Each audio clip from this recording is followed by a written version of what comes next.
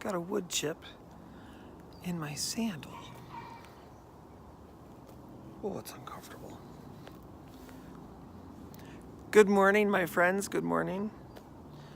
I'm out here in the allotment today. No, but I do have some redness going on. I've spent a lot of hours here doing that thing. Got my coffee. You know, this has been an absolutely amazing adventure. All of this. From where I started originally to where I am today, this whole trip has been amazing. I started here on YouTube in 2009. Now, this particular channel's only been around since I think 2013, but from 2009 to 2013, I didn't really do a whole lot. I did some blogging and that kind of stuff when I was driving a school bus and a bunch of other things. But this didn't really become a gardening channel, like primarily gardening, until I would say probably about 2015 or somewhere in that time frame.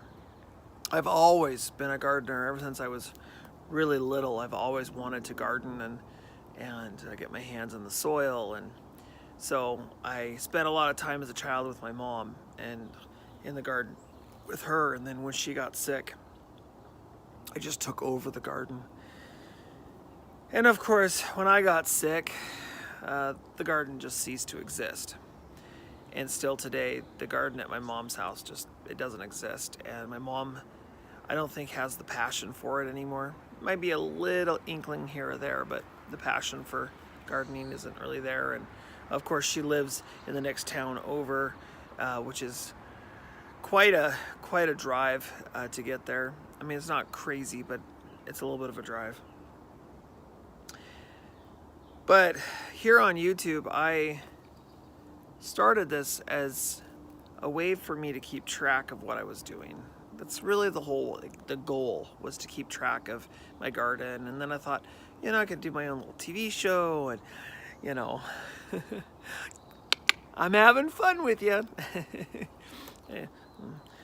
If you haven't watched the old stuff, that wouldn't. But I've had a lot of fun over the years. It's been an absolute blast. A lot of growth and learning, a lot of friends I've made. Seen a lot of friends leave. But it's been a real journey, and I can't imagine gardening without having you here with me. You guys, the camera's always been in my garden. There's a lot of times where there isn't been a camera, which I like and enjoy most of that sometimes, where it's just me and I'm just out doing my thing and getting it done. But it's always been a pleasure to have friends here in the garden with me. Gardening for me really started here on YouTube. I want to say it was probably about 6 years ago with those 55-gallon blue barrels. Those things just came into my life one day. So I moved into a new place, and as we're moving in, there's a dog running around my backyard. I went, what? Dog came across from the neighbor behind. The fence was all deteriorated, falling apart, broken. And I'm like, well, we live in a place, I can't build a permanent fence. I need to do something so that I can put a barrier up so the dog won't come over here, because we had really little babies. And I needed to do something to be able to garden, because in a rental apartment or duplex, it's hard to garden when you're not allowed to till the soil or tear up the grass, or, you know, so containers is where it became. Well, I got a hold of, originally I think there was 9 of those. All said and done, I'm trying to remember off the top of my head, but I think there was 11 or 12 of them in total.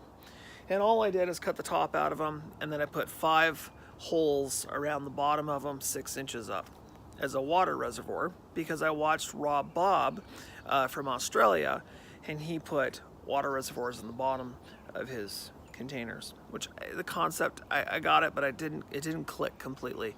Not until I started, when we went to move, empty them out, and then the bottom of it was rancid, gross, and it stunk. And well, they're kind of been a part of my allotment or my garden all these years, and they're not going anywhere.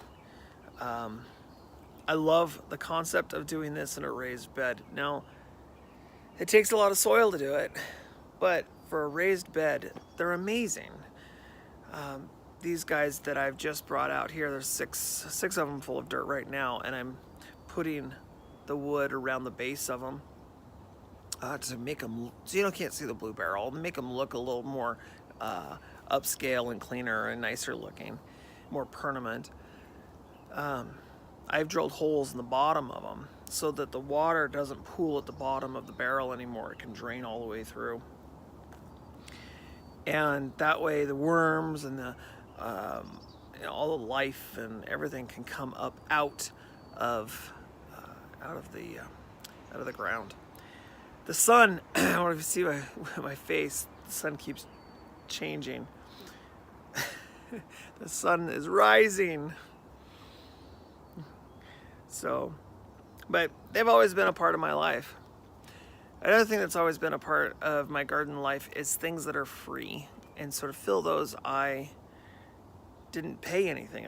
I got all the dirt, was given to me off of a couple of different people on Craigslist, and asking around to friends, or my father-in-law had construction. He was building a new section to his house, and they had a whole bunch of dirt to remove. So I've always gotten everything for free. I even got a full truckload one time of composted elk manure from an elk farm in Rose Lake, Idaho. I think it's Idaho. And yeah, so I tend to get everything I can for free, because if I had to pay for all the stuff that I have, I just wouldn't be able to do it, not on one income. And so yeah.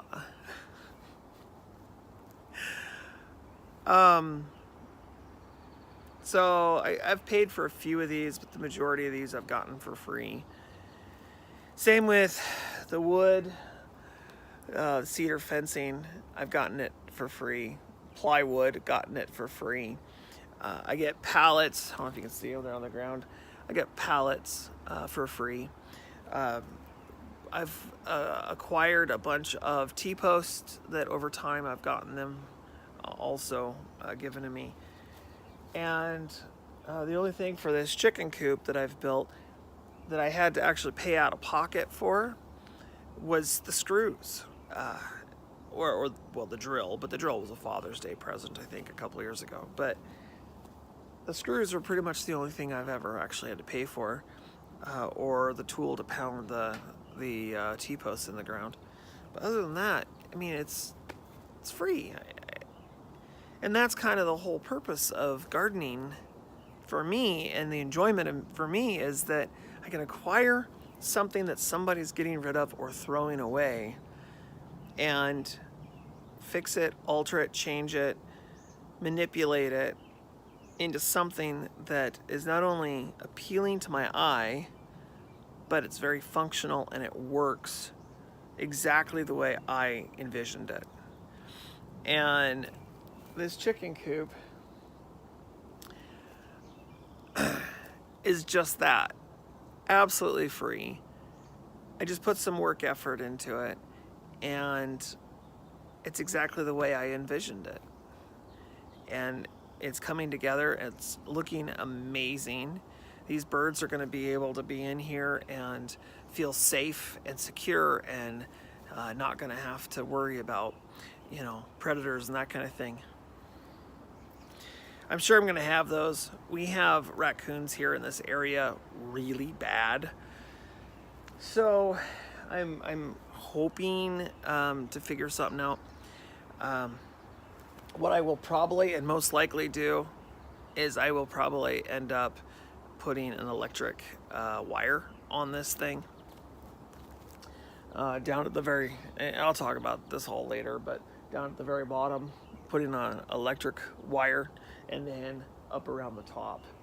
So that way, if a raccoon or somebody tries to climb up onto the coop, or, you know, gets near it or whatever, they'll end up getting zapped, which is kind of what I'm going for.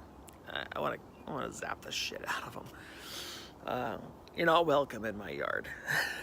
Paul Gauci said in one of his tours, and he says, I guess he says that every now and again, I'm okay with the livestock and with the elk and with the deer and everybody being out there, but right here, this is my property and you're trespassing and you will be dealt with.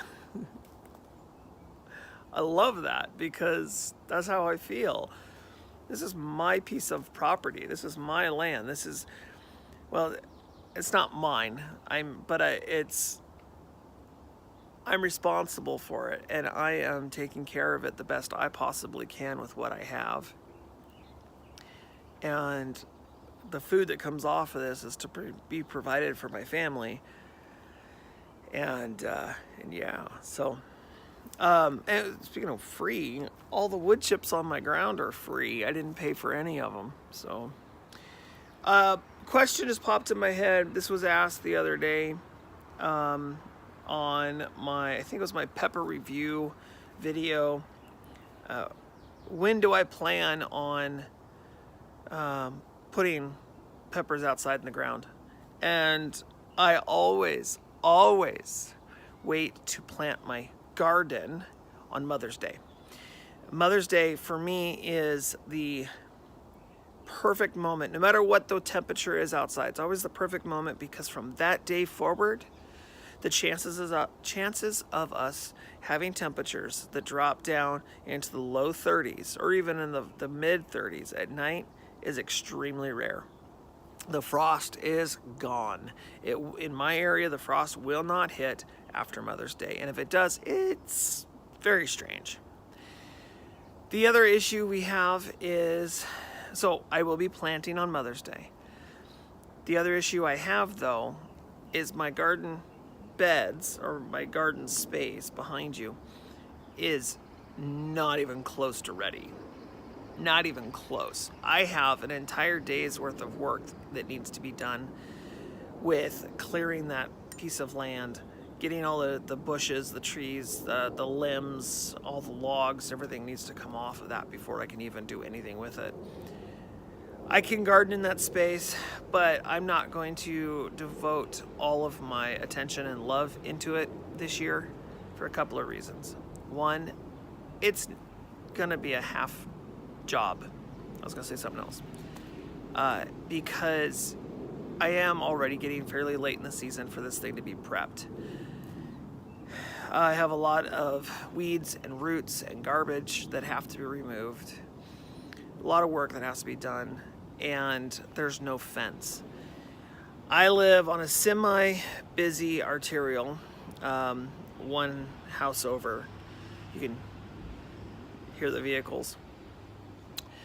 So my neighbor, there's between me and the street, there is no fence other than this little cheap thing I put up.